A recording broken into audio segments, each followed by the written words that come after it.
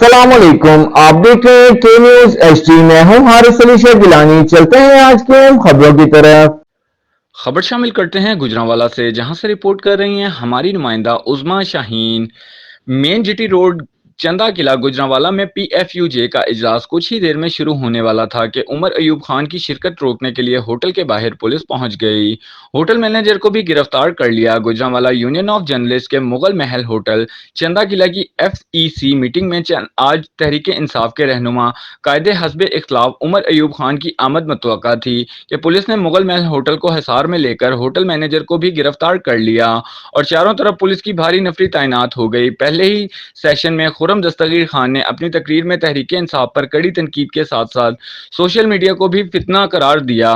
ताहम सहाफ़ी बरादरी ने एहतजाज करते हुए चंदा किला चौक में मेन जीटी रोड ब्लॉक कर दिया।